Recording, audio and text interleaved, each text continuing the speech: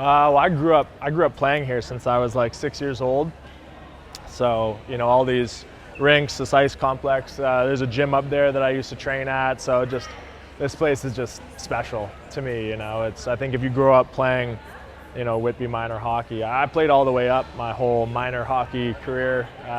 So I played for Whitby and we had awesome teams. Like some of my best friends to this day are, kids I grew up playing with since I was so small. So it just feels special to bring it back here. And has your friends and family seen the Cup today? Yeah, we had about an hour with it earlier this morning, so a couple people have seen it, but most people haven't seen it since last year. So I know a lot of people are excited to see it again. And how does it feel being a family man, getting to share it with Allison and your two really beautiful kids? Oh, it's incredible. It's so fun.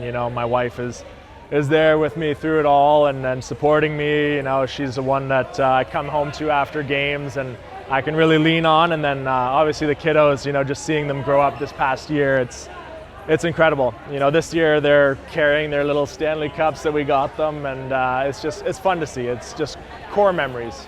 Can we touch on the journey and how, like last year, you watched your team win the Cup. Your name wasn't allowed to be in the Cup, and then Florida Panthers lobby. Yeah. How did that make you feel as a member of the Panthers? Yeah, it was huge for sure. Just being with the group all year, dealt with some injuries, and being in and out of the lineup, and it just it meant so much that they put my name on the Cup last year, and then this year just to be out there battling with the boys through it all, and it's just something you dream of.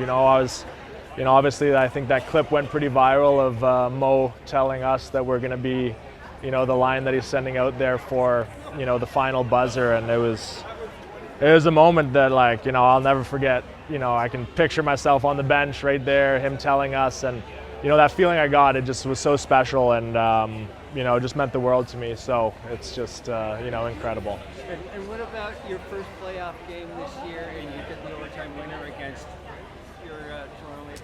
Yeah, that was so cool. Obviously I wasn't sure if I was going to be in the lineup or not, but I tried to stay ready, and obviously they put me, Nosey, and Greersy in, and just tried to go out there and play my game and not do anything too crazy, nothing that I'm not capable of. So we got out there and we just had fun with it. That was the biggest thing, was just trying to enjoy every second of it. And we heard Allison and the kids knew you scored the goal before you did.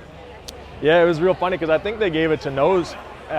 So after the game, we got in the locker room and I had a bunch of texts saying hey, huge goal. I'm like, what? What are you talking about? And then we looked and they changed it to me, and if you really zoom in on the on me driving the net, you can see it tiny deflection off my stick. So I was I was just hey, that's pretty cool, I guess.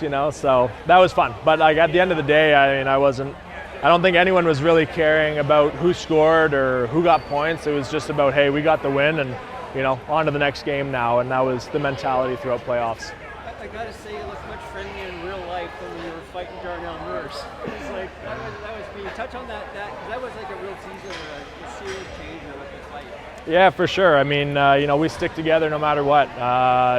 Don't care what game it is, what the time is on the clock, and obviously some rough stuff happens, and you just got to take care of business on the ice. So I thought we did a good job of that, and like I said, just trying to live in the moment and soak it all in. It's not every day you have 10,000 people cheering you on, and that stuff going on. So it's just fun to look back at this point. I guess just ask two more things so we can get on with this thing. But if you could tell look back and tell your younger self something, what would you have to say to your younger self? Oh man, that's a tough one for sure. Just enjoy it, enjoy the ride. I'm going into my 8th year pro.